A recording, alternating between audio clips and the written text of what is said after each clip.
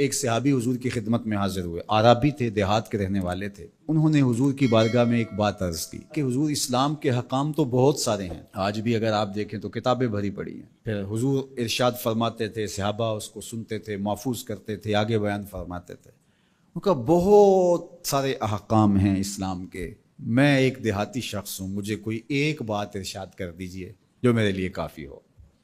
تو آقا کریم نے اس شخص کو ایک بات ارشاد کی، فرمایا کہ ان تموتا ولسانک رطب من ذکر اللہ، تو اس حالت میں فوت ہو کہ تیری زبان اللہ کے ذکر سے تر ہو۔ 100 باتوں کی ایک بات ارشاد فرما دی، ان تموتا ولسانک رطب من ذکر اللہ، تو اس حالت میں انتقال کرے کہ تیری زبان اللہ کے ذکر سے تر ہو۔ میں اور آپ اپنی زندگی اس طرح سے گزاریں کہ موت اچانک آئے یا تبھی موت آئے، جس حالت میں بھی ہمیں موت آئے تو ہماری زبان عادی ہو اللہ کے ذکر کی، ادھر سے سانس ٹوٹ رہی ہو اور ادھر لبوں پر اللہ کا نام جاری۔ جس شخص کا آخری کلمہ لا الہ الا اللہ ہوا، اللہ اس کو جنت میں داخل فرماتا ہے۔ اور کتنے خوش نصیب لوگ ہوتے ہیں کہ مرتے ہوئے جن کے لبوں پر اللہ کا باقاعدہ نام آتا ہے، اللہ کا ذکر ان کے لبوں کا وظیفہ ہوتا ہے۔ اور کچھ لوگ ان کو تلقین بھی کریں تو زبان پہ اللہ کا نام نہیں آ پاتا۔ اور ان میں سے ایک وہ شخص جو شراب کا عادی ہے یا کسی بھی نشہ آور چیز کو لیتا ہے، تو ایسے شخص کو مرتے ہوئے کلمہ نصیب نہیں ہوتا۔ جو اس کو دنیا کے اوپر سزائیں دی جاتی ہیں، ان سزاؤں میں سے ایک سزا یہ ہے کہ مرتے ہوئے اس کے لبوں پہ کلمہ نہیں آتا۔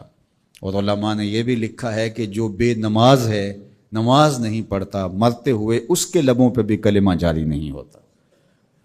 اللہ اکبر۔ تو ایک جامع بات ارشاد کر دی کہ ان تموتا ولسانک رطب من ذکر اللہ، تو اس حالت میں فوت ہو کہ تیری زبان اللہ کے ذکر سے تر ہو۔ قرآن مجید میں ہمیں اللہ تعالیٰ نے یہ بھی حکم دیا ہے کہ مجھے یاد کرو، اور یہ بھی حکم دیا ہے کہ مجھے فراموش نہ کرو۔ وَلَا تَكُونُوا كَالَّذِينَ نَسُوا اللَّهَ فَأَنسَاهُمْ أَنفُسَهُمْ أُولَٰئِكَ هُمُ الْفَاسِقُونَ، ان لوگوں کی طرح نہ ہو جانا جنہوں نے اللہ کو فراموش کر دیا، اللہ کو بھول گئے۔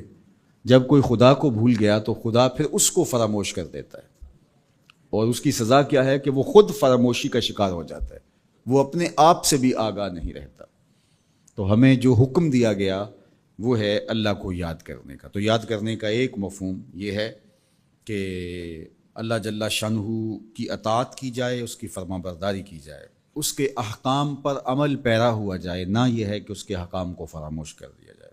یقول اللہ تبارک و تعالی، اللہ جل شانہ خود ارشاد فرماتا ہے، یہ حدیث قدسی ہے، فیما یروی عن ربہ، جو حضور اپنے رب سے روایت کرتے ہیں۔ اللہ جل شانہ کیا ارشاد فرماتا ہے، سنیے، انا عند ظن عبدی بی، میرا بندہ میرے بارے جو گمان کرتا ہے میں ایسے ہی معاملہ کرتا ہوں، یعنی بندے کو میرے سے جو گمان ہے تو میں اس کے مطابق معاملت فرماتا ہوں۔ وَأَنَا مَعَهُ إِذَا ذَكَرَنِي، اور جب وہ مجھے یاد کرتا ہے میں اس کے ساتھ ہی ہوتا ہوں۔